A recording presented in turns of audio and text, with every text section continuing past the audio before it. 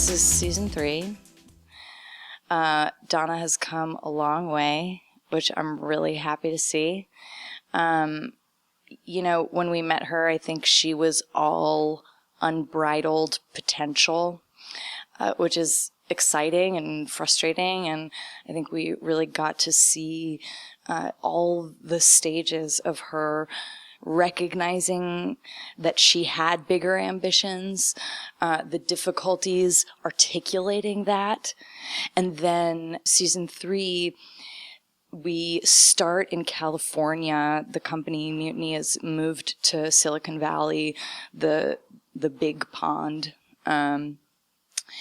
And I think the scale of Donna's ambitions is really allowed to grow. So interestingly, I learned that in 1984, just to get wonky here for a second, 1984, 37% of computer science degrees were going to women.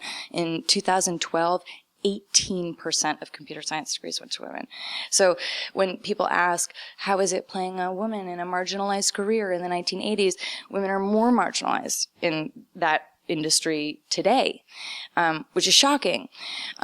So I've talked to all these people at Google. A lot of people are really trying to address that issue.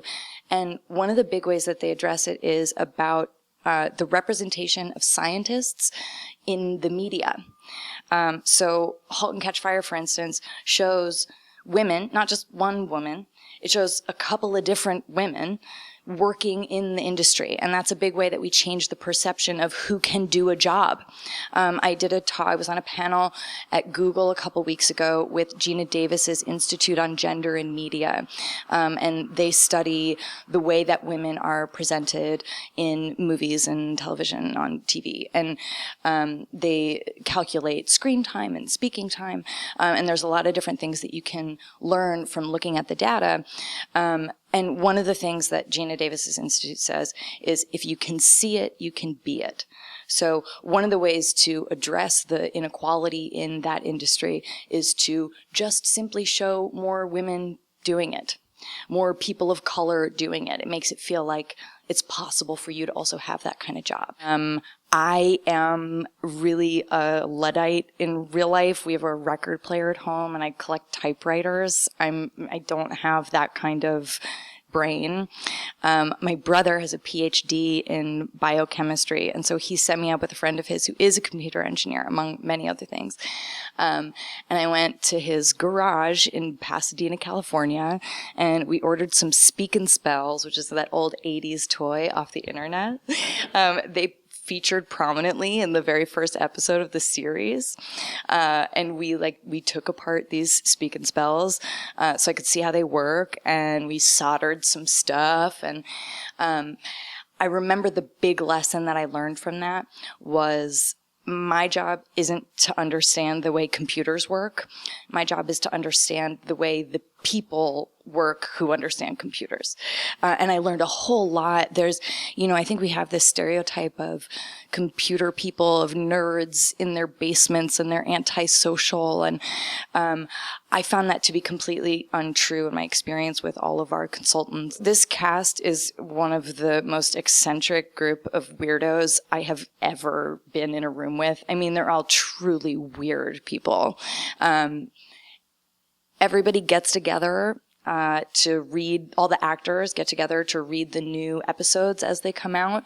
We have these whole workshop days on the weekend, on our day off. We just organize ourselves and get together and do our homework and do it together and try to figure out what the technology is and what it means and how does this scene work in the context of the bigger show. And everybody gives each other ideas, and I think that's it's one of my favorite things about doing the job.